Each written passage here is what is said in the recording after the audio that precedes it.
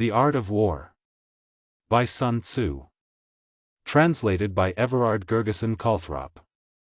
Chapter 1, Preliminary Reckoning. The words of Sun the Master. To all nations war is a great matter.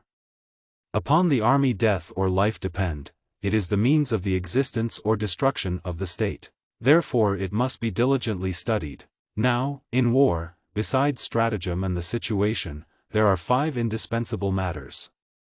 The first is called the way, the second, heaven, the third, earth, the fourth, the leader, the fifth, law. The way or the proper conduct of man. If the ruling authority be upright, the people are united, fearless of danger, their lives are at the service of their Lord.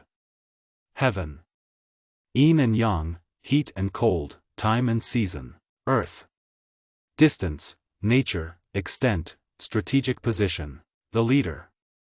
Intelligence, truth, benevolence, courage and strictness. Law. Partition and ordering of troops. These things must be known by the leader. To know them is to conquer, to know them not is to be defeated. Further, with regard to these and the following 7 matters, the condition of the enemy must be compared with our own. The 7 matters are: the virtue of the prince, the ability of the general, natural advantages, the discipline of the armies, the strength of the soldiers, training of the soldiers, justice both in reward and punishment. Knowing these things, I can foretell the victor. If a general under me fight according to my plans, he always conquers, and I continue to employ him. If he differ from my plans, he will be defeated and dismissed from my service. Wherefore, with regard to the foregoing, considering that with us lies the advantage, and the generals agreeing, we create a situation which promises victory, but as the moment and method cannot be fixed beforehand, the plan must be modified according to circumstances. War is a thing of pretense, therefore, when capable of action, we pretend disability; when near to the enemy, we pretend to be far; when far away, we pretend to be near. Allure the enemy by giving him a small advantage. Confuse and capture him. If there be defects, give an appearance of perfection, and awe the enemy. Pretend to be strong, and so cause the enemy to avoid you. Make him angry, and confuse his plans. Pretend to be inferior, and cause him to despise you. If he have superabundance of strength, tire him out; if united, make divisions in his camp.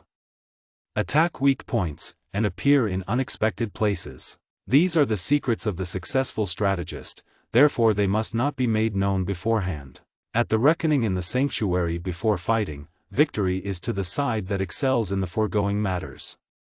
They that have many of these will conquer, they that have few will not conquer. Hopeless, indeed, are they that have none. If the condition of both sides with regard to these matters be known, I can foretell the victor. Chapter 2, Operations of War.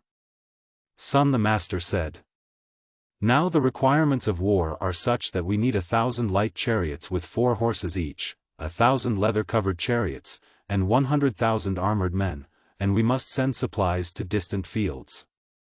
Wherefore the cost at home and in the field, the entertainment of guests, glue and lacquer for repairs, and necessities for the upkeep of wagons and armor are such that in one day 1,000 pieces of gold are spent.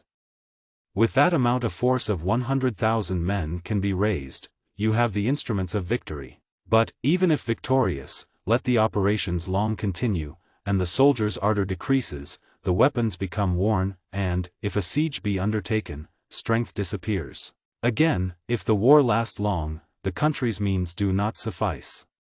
Then, when the soldiers are worn out, weapons blunted, strength gone and funds spent, neighboring princes arise and attack that weakened country. At such a time the wisest man cannot mend the matter. For, while quick accomplishment has been known to give the victory to the unskillful, the skillful general has never gained advantage from lengthy operations. In fact, there never has been a country which has benefited from a prolonged war. He who does not know the evils of war will not reap advantage thereby.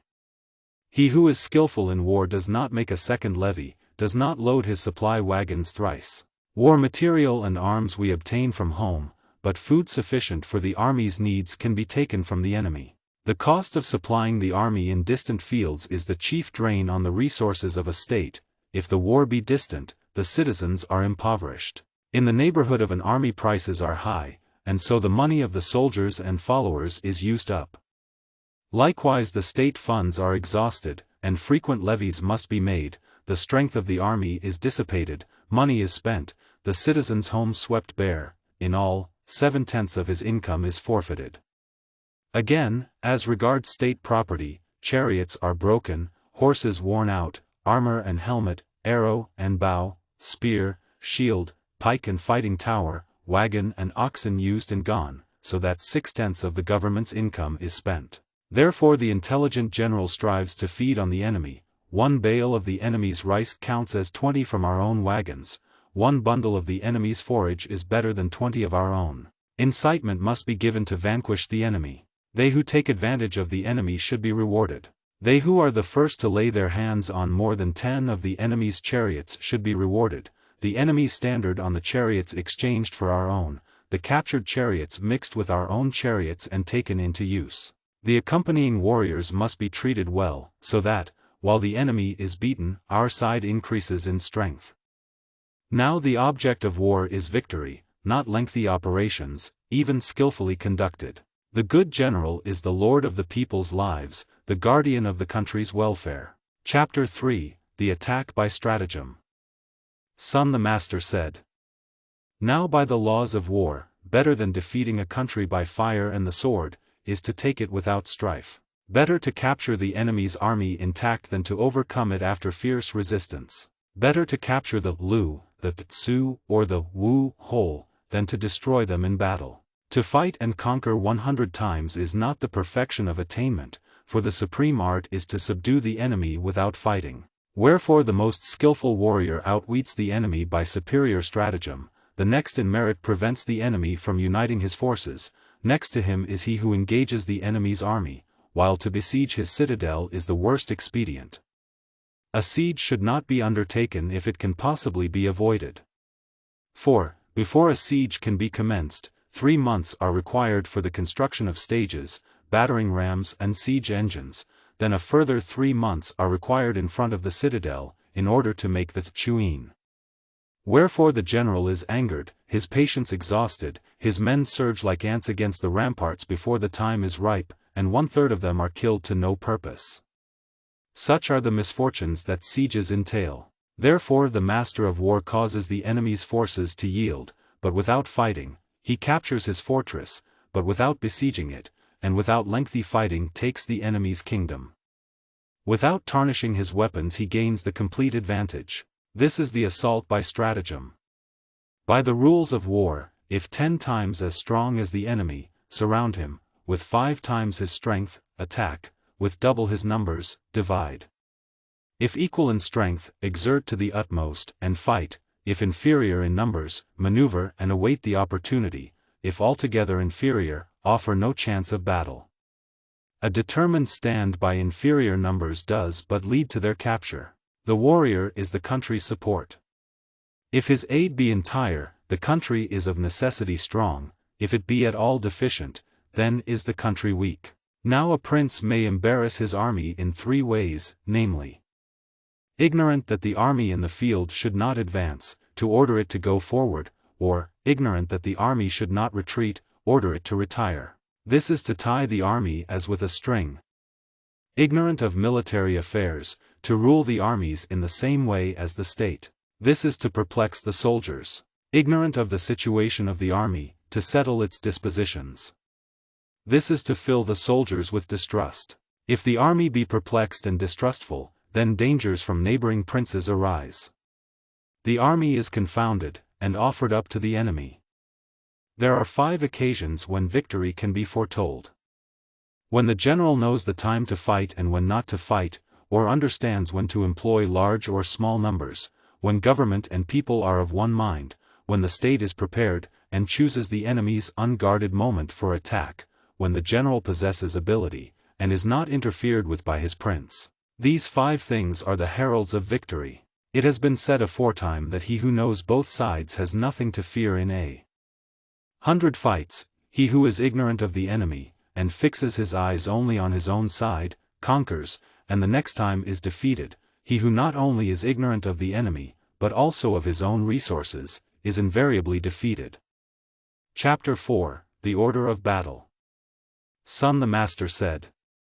The ancient masters of war first made their armies invincible, then waited until the adversary could with certainty be defeated. The causes of defeat come from within, victory is born in the enemy's camp. Skillful soldiers make defeat impossible, and further render the enemy incapable of victory.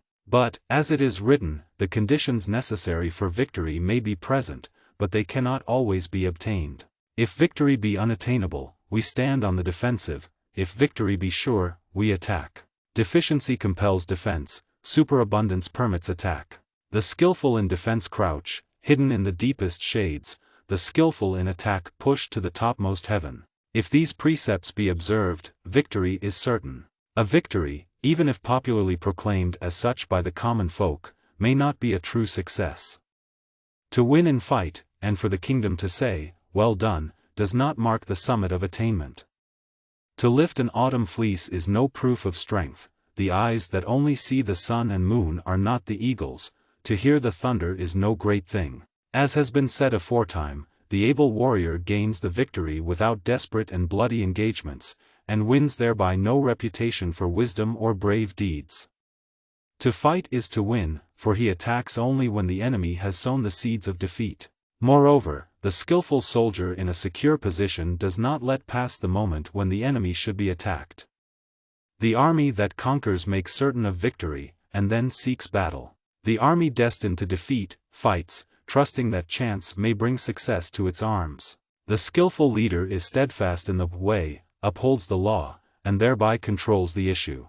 Touching the laws of war, it is said, first, the rule; second, the measure; third, the tables; fourth, the scales; fifth, the foretelling of victory. For the rule is the survey of land, the measure tells the amount of that land's produce, the tables its population, from the seals their weight or quality is made known, and then can we calculate victory or defeat. The army that conquers as against the army destined to defeat, is as a beam against a feather in the scales. The attack of conquering forces is as the outburst of long pent-up waters into sunken valleys. Such are the orders of battle. Chapter 5, The Spirit of the Troops. Sun the Master said. The control of large numbers is possible, and like unto that of small numbers, if we subdivide them. By means of drum, bell and flag, the direction of large forces in battle is possible, and like unto the direction of small forces. By the skillful interchange of normal and abnormal maneuvers are the armies certainly preserved from defeat. The enemy is crushed, like the fall of a grindstone upon an egg, by knowledge of his strength and weakness, and by the employment of truth and artifice.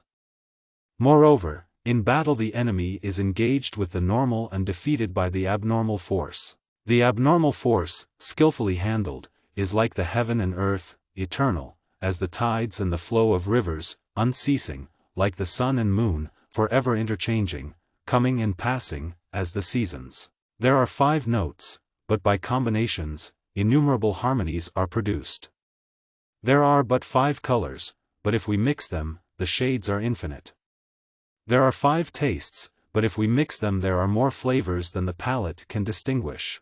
In war there are but 2 forces, the normal and the abnormal, but they are capable of infinite variation. Their mutual interchange is like a wheel, having neither beginning or end. They are a mystery that none can penetrate. As the rush of rock-shouldering torrents, so is the spirit of the troops. Like the well-judged flight of the falcon, in a flash crushing its quarry, so should the stroke be timed.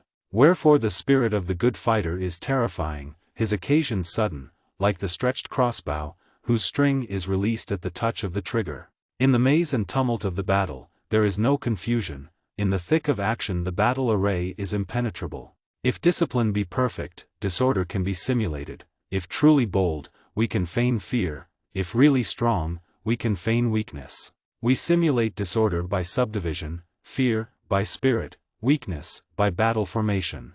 We set the enemy in motion by adopting different formations to which he must conform. If we offer the enemy a point of advantage, he will certainly take it; we give him an advantage, set him in motion and then fall upon him. Wherefore the good fighter seeks victory from spirit, and does not depend entirely upon the skill of his men. He is careful in his choice, and leaves the rest to battle force, yet, when an opening or advantage shows, he pushes it to its limits. As a log or rock which, motionless on flat ground, yet moves with ever-increasing force when set on an incline, so await the opportunity, and so act when the opportunity arrives. If the general be skillful, the spirit of his troops is as the impetus of a round stone rolled from the top of a high mountain. Chapter 6, Emptiness and Strength. Sun the Master said, "To be the first in the field, and there to await the enemy, is to husband strength. To be late, and hurrying to advance to meet the foe, is exhausting. The good fighter contrives to make the enemy approach, he does not allow himself to be beguiled by the enemy. By offering an apparent advantage, he induces the enemy to take up a position that will cause his defeat, he plants obstructions to dissuade him from acting in such a way as to threaten his own dispositions. If the enemy be at rest in comfortable quarters, harass him; if he be living in plenty, cut off his supplies; if sitting composedly awaiting attack, cause him to move. This may be done by appearing where the enemy is not, and assaulting unexpected points. If we go where the enemy is not, we may go 1,000 leagues without exhaustion. If we attack those positions which the enemy has not defended, we invariably take them, but on the defense we must be strong, even where we are not likely to be attacked. Against those skillful in attack, the enemy does not know where to defend; against those skillful in defense, the enemy does not know where to attack. Now the secrets of the art of offense are not to be easily apprehended, as a certain shape or noise can be understood, of the senses, but when these secrets are once learnt, the enemy is mastered.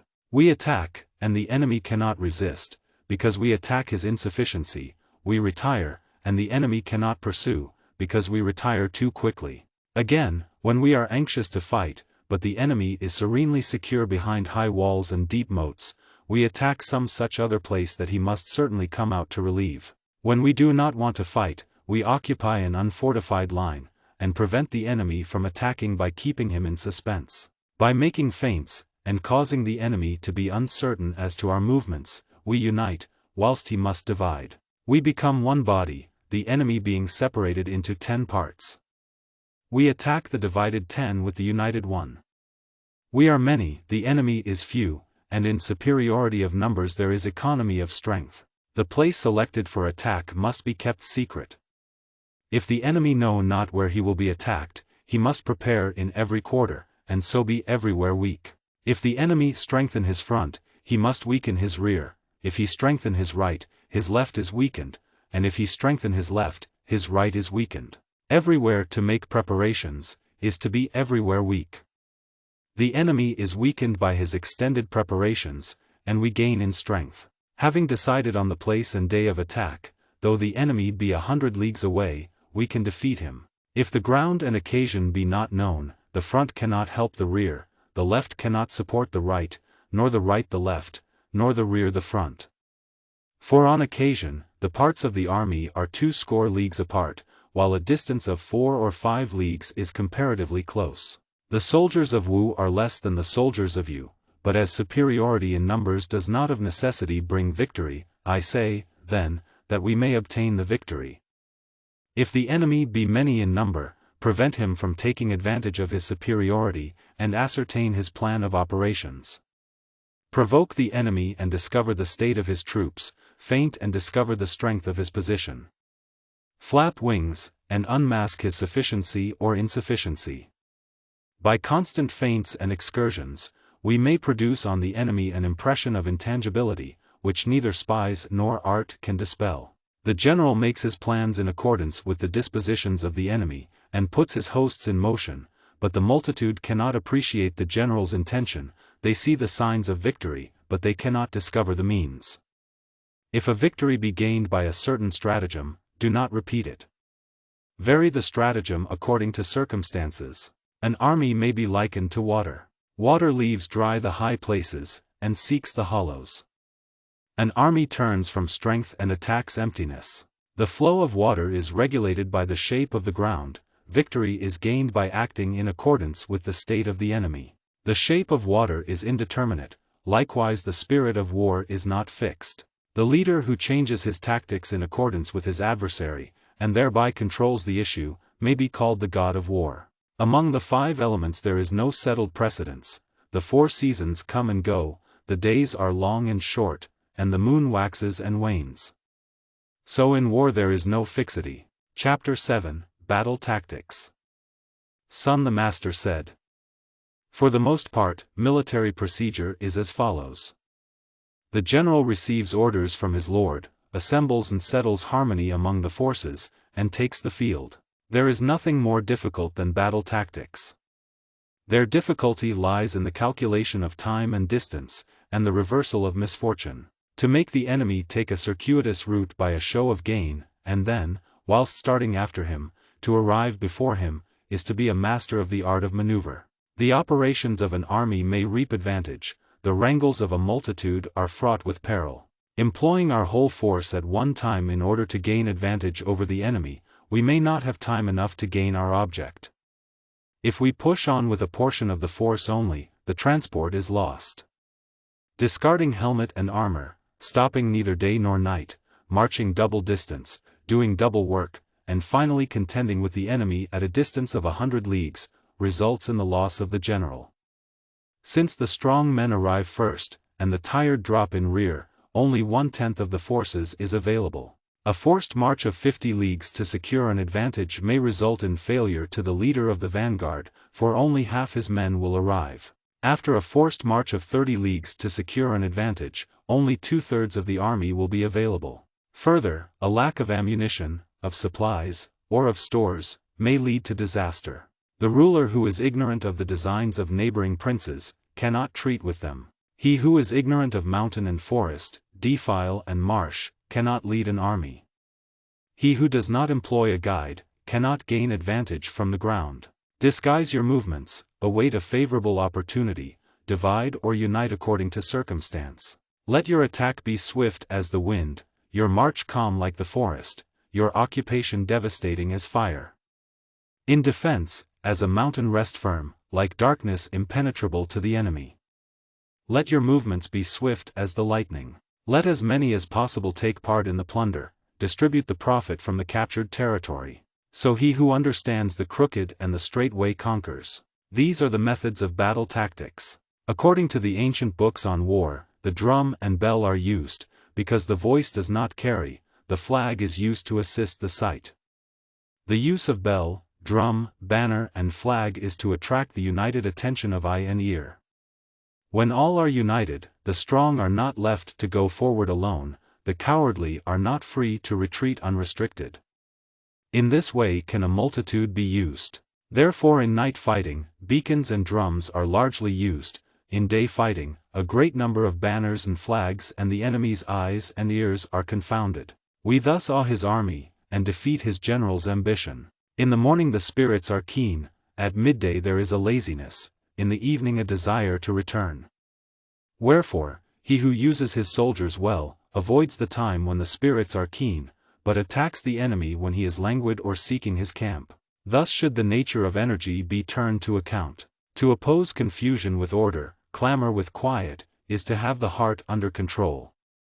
To await an enemy from a distance, to oppose hunger with satiety, rest with fatigue, is the way to husband strength. Do not attack where lines of banners wave, nor the serried ranks of battle spread, but patiently await your time. Do not attack an enemy on high ground, nor one who has high ground at his back. Do not pursue an enemy who is imitating flight, do not attack a spirited enemy. If the enemy offer an allurement, do not take it. Do not interfere with an enemy who has struck camp, and is about to retire. When surrounding an enemy, allow him an outlet.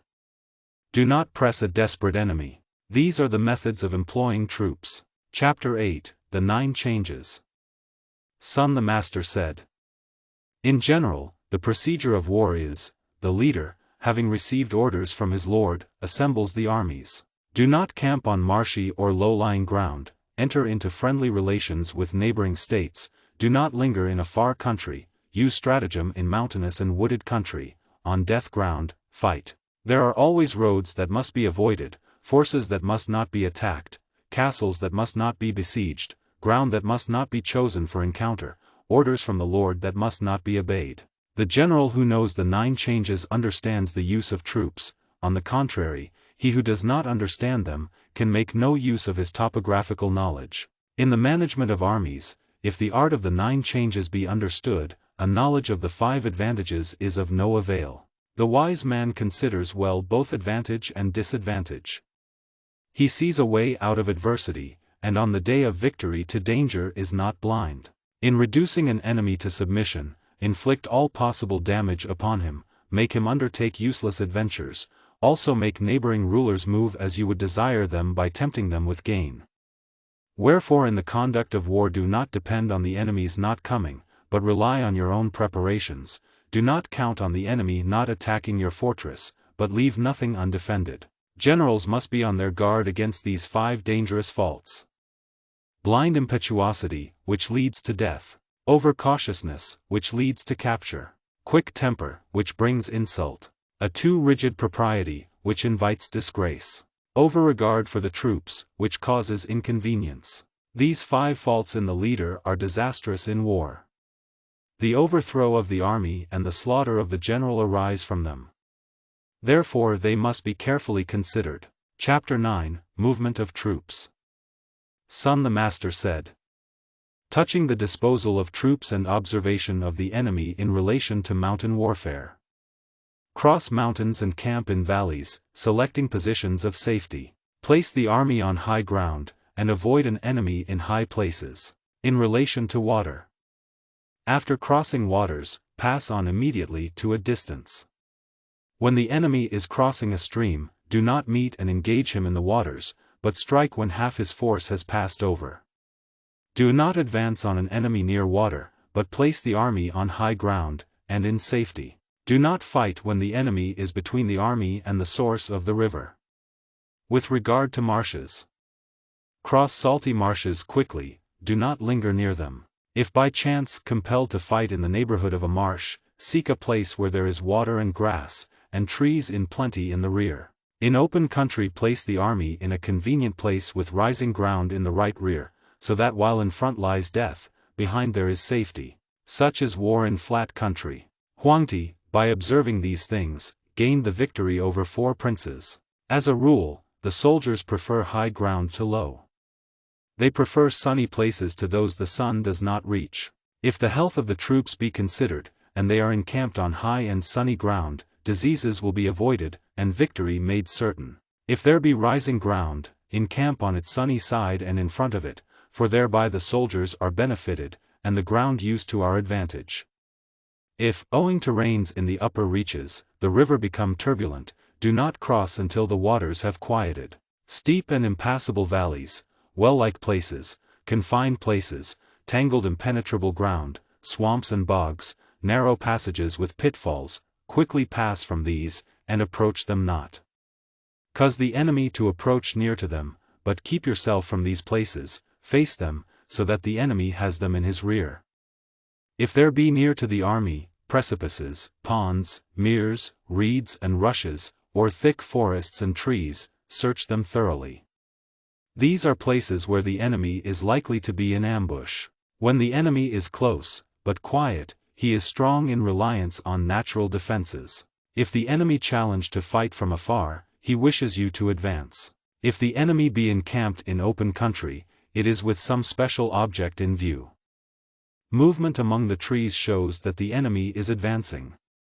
Broken branches and trodden grass, as of the passing of a large host, must be regarded with suspicion. The rising of birds shows an ambush. Startled beasts show that the enemy is stealthily approaching from several sides. High, straight spurts of dust betoken that chariots are coming. Long, low masses of dust show the coming of infantry. Here and there, thin and high columns of dust are signs that firewood and fodder are being collected. Small clouds of dust moving to and fro are signs that the enemy is preparing to encamp for a short time. Busy preparations and smooth words show that the enemy is about to advance to attack.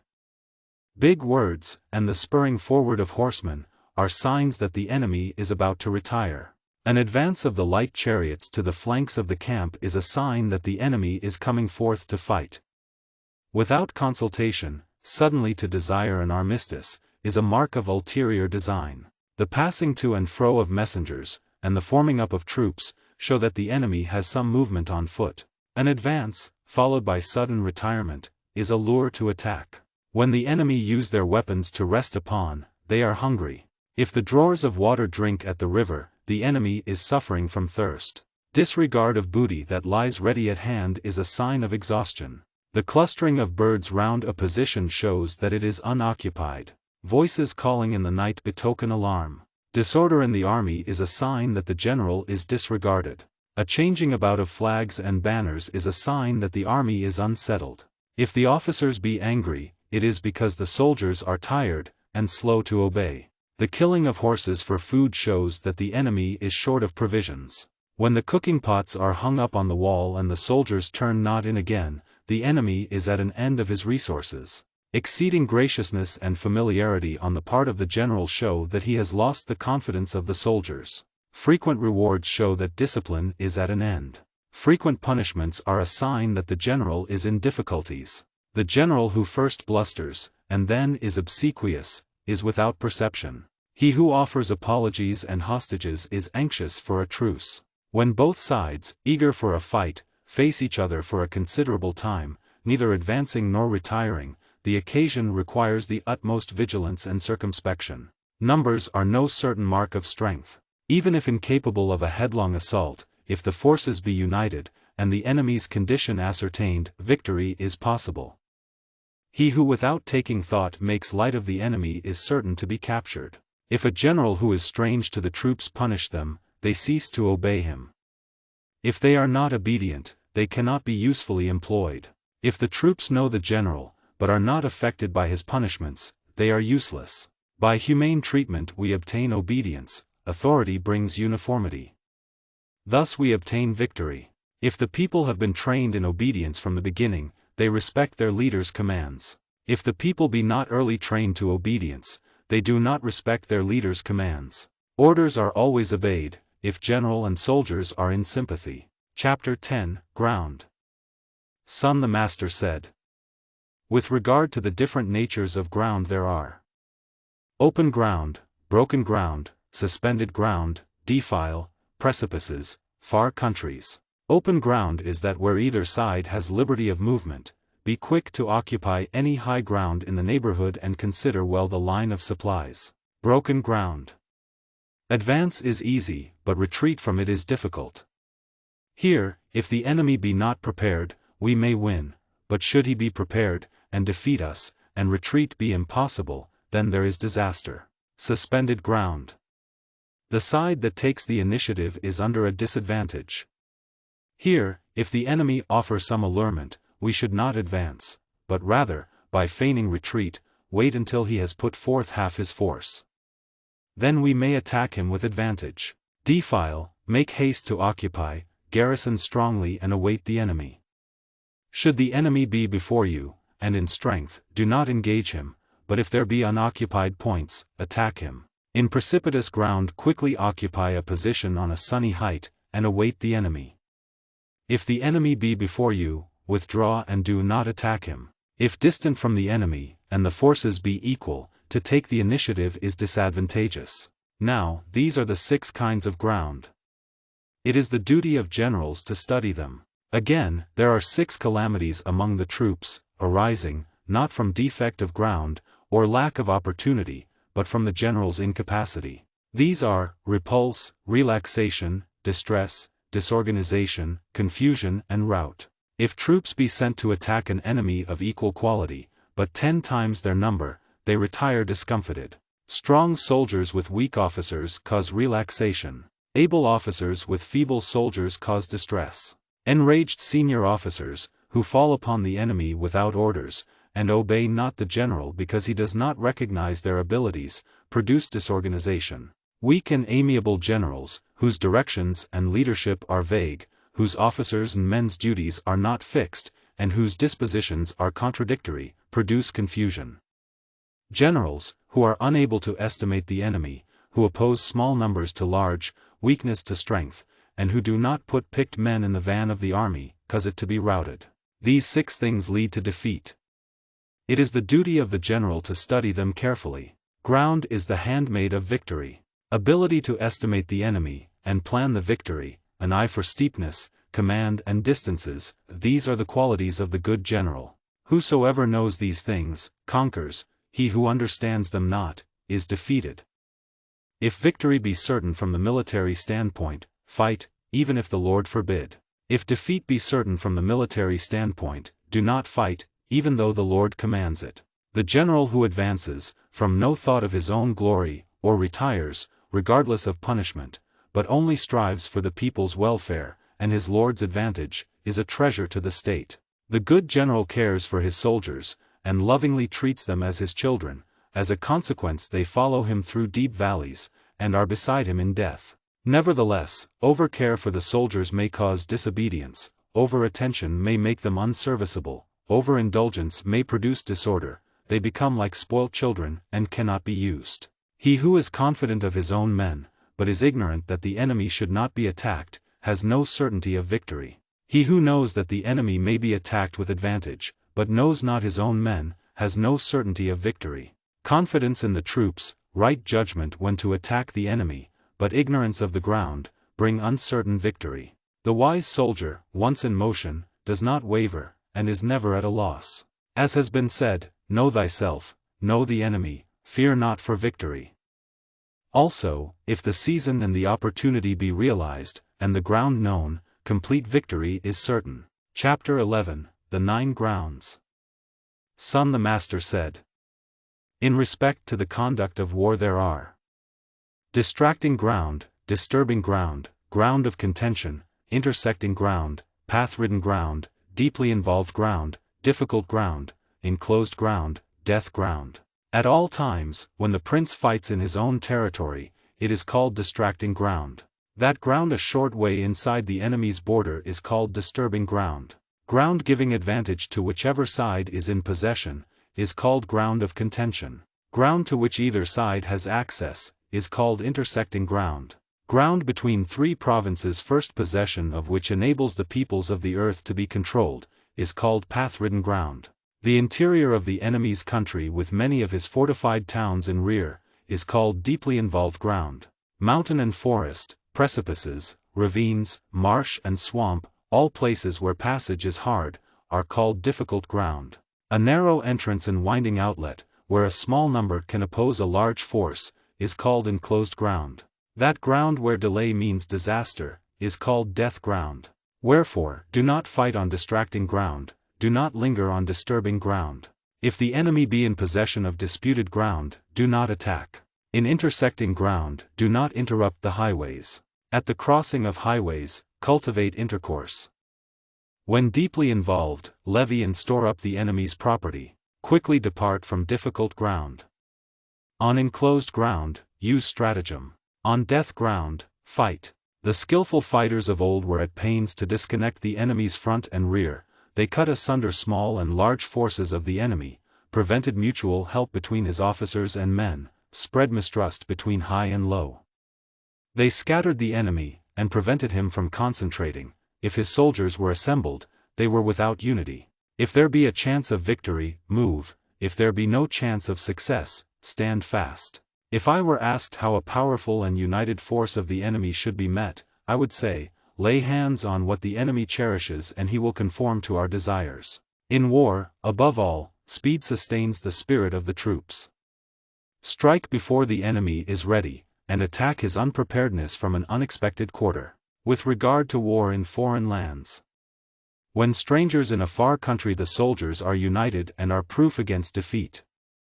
Plunder fertile plains so that the army is fed, be careful of the health of the soldiers, do not tire them uselessly, unite their minds, store up strength, plan well and secretly. If there be no refuge the soldiers will not fly from death. If there be no alternative but death, the soldiers exert themselves to the utmost. In desperate places, soldiers lose the sense of fear. If there be no place of refuge, there will be no wavering. If deeply involved in the enemy's country, there is unity. If it be unavoidable, the soldiers will fight their hardest. Even without warnings they are vigilant, they comply without insistence, without stipulations they are tractable, without explicit instructions they will trust the general and obey him. Prohibit the discussion of signs and omens, and remove the soldiers' doubts, then to the moment of death they will be undistracted. Riches are denied the soldiers, not because money is a bad thing, old age is forbidden them, but not because long life is evil. Hardships and danger are the proper lot of the soldier. When the order for attack is given, the collars of those who are sitting may be wet with tears, tears may roll down the cheeks of those reclining, yet these men, in a desperate place, will fight with the courage of Chu and K. Soldiers should be used like the snakes on interchange, which, if you hit on the head, the tail will strike you, if you hit the tail, the head will strike you, if you strike its middle, head and tail will strike you together. Should anyone ask me whether men can be made to move like these snakes, I say, yes. The men of Wu and you hate each other, yet, if they cross a river in the same boat and a storm overtake them, they help each other like the two hands. The horses may be tied, and the chariot wheels sunk in the mud, but that does not prevent flight. Universal courage and unity depend on good management. The best results from both the weak and strong are obtained by a proper use of the ground. The skillful warrior can lead his army, as a man leads another by the hand, because he places it in a desperate position.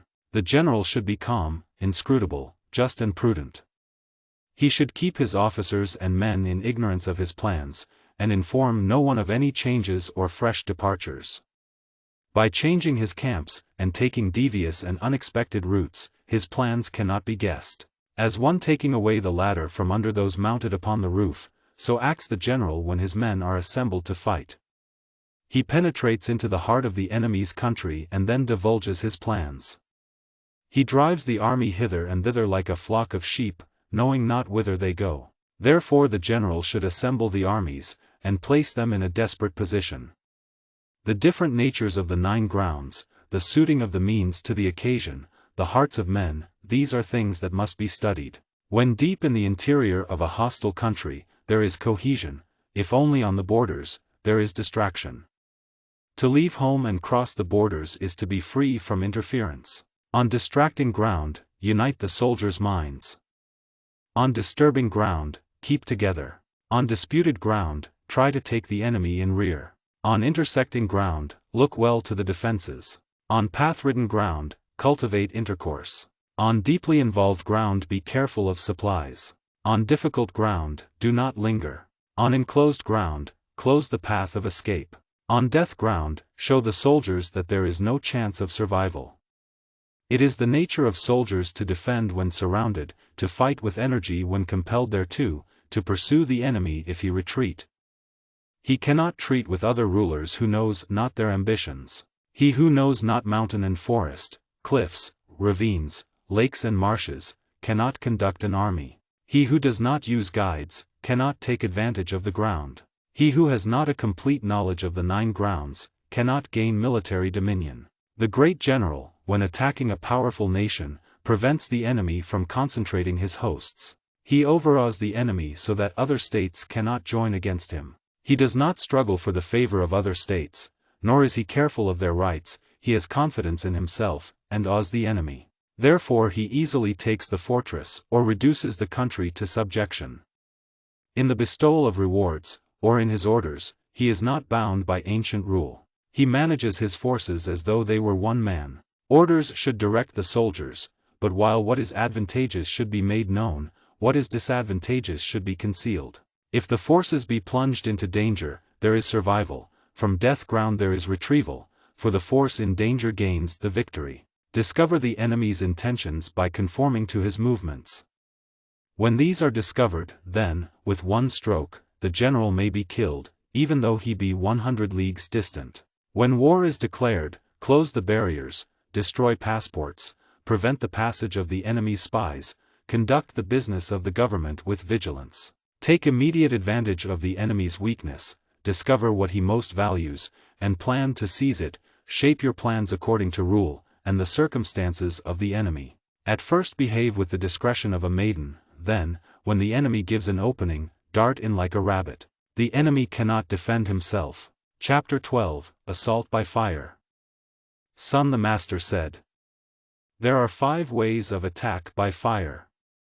The first is called barrack burning, the second, commissariat burning, the third, equipment burning, the fourth, store burning, the fifth, the company burning. The moment for the fire assault must be suitable. Further, appliances must always be kept at hand.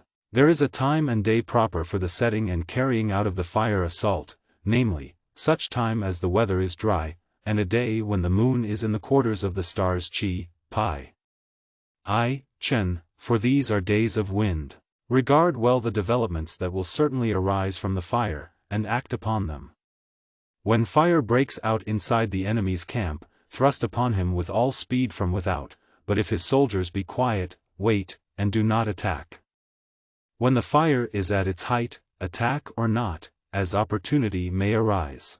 If the opportunity be favorable, set fire to the enemy's camp, and do not wait for it to break out from within. When fire breaks out on the windward side, do not attack from the leeward. Wind that rises in the day lasts long.